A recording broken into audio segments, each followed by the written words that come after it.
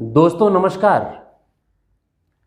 कल एक अजीब घटना हुई कि उत्तर प्रदेश के लखनऊ शहर में आशियाना नाम के पुलिस स्टेशन में एक व्यक्ति शिकायत लेकर पहुंचा कि विगत 8 अप्रैल 2021 को उसने एक वैक्सीन ली और वैक्सीन लेने के बाद जब अगले महीने एंटीबॉडीज़ का चेकअप करवाया तो उसके शरीर में कोई भी एंटीबॉडीज़ नहीं मिली और इसके साथ साथ उसका जो प्लेटलेट काउंट था वो भी आधा हो चुका था। आखिर जानते हैं कि क्या है ये माजरा।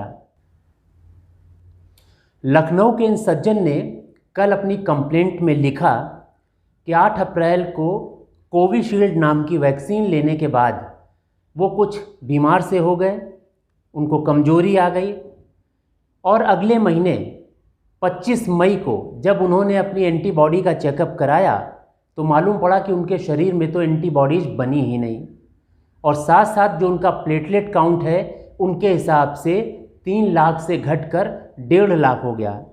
तो ये दोनों बातें उनके लिए चिंताजनक थीं और अपनी शिकायत में प्रमुखता से इन 2 बातों को दर्शाया है।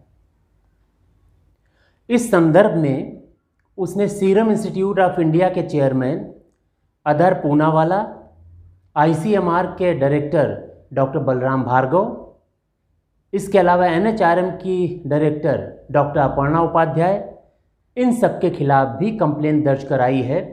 उसका आरोप है कि 8 अप्रैल को जब उसने वैक्सीन ली तो उसे पूरा भरोसा था कि इस वैक्सीन की पहली डोज लेने के बाद उसके शरीर में एंटीबॉडीज़ बनेंगी, लेकिन एंटीबॉडीज़ तो नहीं बनी, साथ साथ उसका जो प्लेटलेट काउंट था वो भी आधा हो गया। तो उसका आरोप ये है कि प्लेटलेट काउंट आधा होने के कारण अब उसके ऊपर वायरस तेज़ी से अटैक कर सकता है, वो वायरल डिजीज के लिए प्रोन हो चुका है।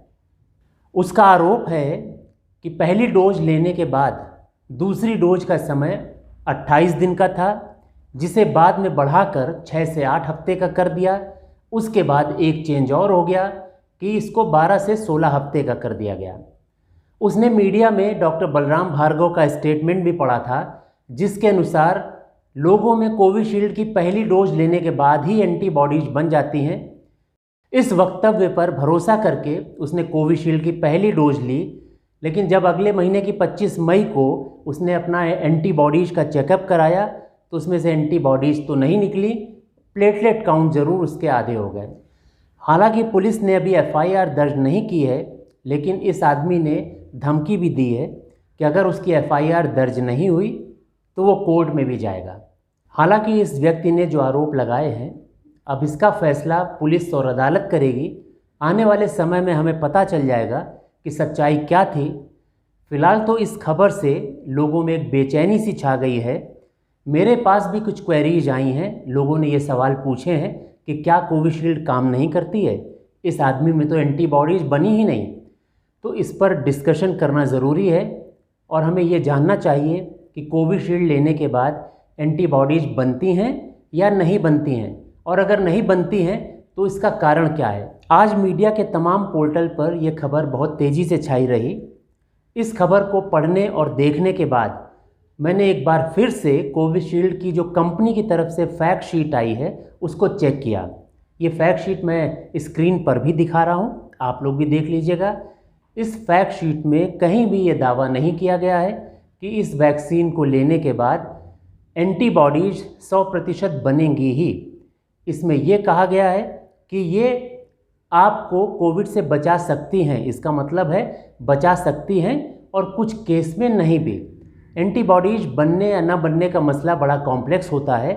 अधिकतर लोगों में एंटीबॉडीज़ बनती हैं, लेकिन बहुत कम संख्या में कुछ लोग ऐसे होते हैं जिनमें एंटीबॉडीज़ नहीं बनती हैं। दुनिया के सबसे बड़े सेंटर CDC, उसका कहना है, उसका मानना है, जो कि उसने अनेक शोध में पाया कि ऐसा बिल्कुल संभव है कि वैक्सीन लेने के बाद कुछ लोगों में एंटीबॉडीज़ नहीं बने, क्योंकि उनके शरीर का जो इम्यून रेस्पॉन्स है वो बेहद कमज़ोर है या एब्सेंट है।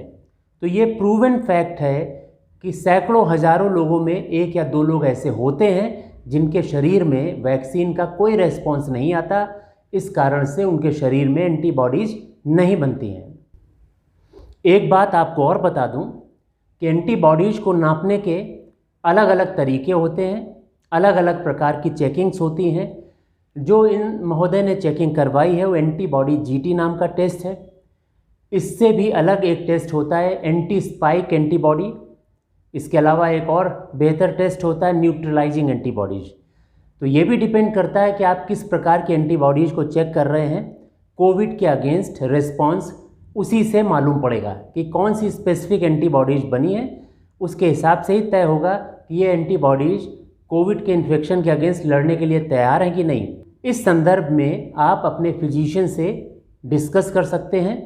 एन मास एंटीबॉडीज़ का चेकअप संभव भी नहीं है, कुछ केसेज में ज़रूरी होता है। आप अपने फिजिशियन से बात करिए, अगर ज़रूरत होगी तो आपकी एंटीबॉडीज़ और कौन सी एंटीबॉडीज़ आपके शरीर में चेक करवानी है वो आपको सलाह दे देंगे। उसको चेक करने के बाद आप आश्वस्त हो सकते हैं कि आपके शरीर में जो प्रोटेक्शन वाली एंटीबॉडीज़ हैं वो हैं या नहीं हैं। एक बात और बता दूं कि जिनकी एंटीबॉडीज शून्य आई हैं या कम आई हैं उन्हें भी चिंता करने की बात नहीं है। एंटीबॉडीज़ के अलावा भी एक सेकेंड लेवल का प्रोटेक्शन होता है जिसको टी सेल इम्यूनिटी बोलते हैं। तो कई लोगों में देखा गया है कि जिनकी एंटीबॉडीज़ का रिस्पॉन्स पुअर होता है उसमें टी सेल्स हैं, ये कोरोना से लड़ने में काफ़ी मददगार साबित होती हैं। इसका भी एक बहुत स्पेशल टेस्ट होता है जानने का, जो कि जाना जा सकता है, लेकिन वो दुनिया की कुछ बेहतरीन लैब्स में ही अवेलेबल है। सारी लैब्स में वो टेस्ट नहीं होता है, जिसका नाम है IgRA। तो घबराने की बात नहीं है। जिनकी एंटीबॉडीज अगर नहीं आई हैं उनके अंदर भी एक सेकेंड लेवल का प्रोटेक्शन अवेलेबल है।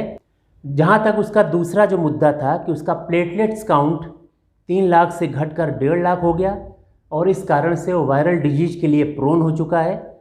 तो 1.5 लाख भी प्लेटलेट्स का नॉर्मल स्तर होता है। अगर 3 से 1.5 हो गया है, किस कारण से हुआ ये नहीं मालूम है, लेकिन 1.5 लाख भी नॉर्मल होता है। इसमें भी कोई घबराने की ज़रूरत नहीं है। तो मेरा सुझाव है कि वैक्सीन्स को लेकर आप कोई कन्फ्यूजन ना पालें। आप अपने डॉक्टर से डिस्कस कर सकते हैं, आप मुझसे भी सवाल पूछ सकते हैं। वैक्सीन सेफ़ है और वैक्सीन से सोसाइटी का, देश का और दुनिया का बहुत भला हो रहा है। कोरोना के अगेंस्ट लड़ाई में अभी तक जो सबसे कारगर हथियार है वैक्सीन है। जितनी जल्दी वैक्सीन सोसाइटी को लग जाएगी, ज़्यादा से ज़्यादा लोगों को लग जाएगी, कोरोना के नियंत्रण में उतना ही अधिक फ़ायदा होने वाला है। तो वैक्सीन को लेकर जो भी लोग अफवाहें फैलाते हैं उनकी बात पर विश्वास मत करें, उन्हें इग्नोर करें। शायद उनको जानकारी नहीं है, वो अफवाहों पर विश्वास कर रहे हैं, उन्हें करने दीजिए। आप कोरोना की वैक्सीन जो है इस पर विश्वास करिए। दुनिया के तमाम सारे टॉप ब्रेन्स ने मिलकर इसको ईजाद किया है। दुनिया की तमाम सरकारें अपने देश की जनता के लिए इसको लेके एक मिशन मोड में आ चुकी हैं। जल्दी से जल्दी कोशिश कर रही हैं कि वैक्सीन लगे। हमारे यहाँ थोड़ा देर हो रही है लेकिन फिर भी काम चल रहा है। उम्मीद है कि बहुत बड़ी संख्या में वैक्सीन आने वाले महीनों में जनता को लग जाएगी। दोस्तों, अगर आपको ये वीडियो पसंद आए तो इसे लाइक कीजिए, शेयर कीजिए और साथ साथ मेरे चैनल को भी सब्सक्राइब कीजिए।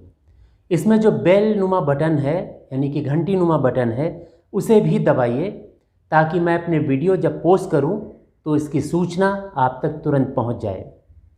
बहुत जल्दी अगले वीडियो के साथ फिर आपसे मुलाकात होगी। तब तक के लिए नमस्कार।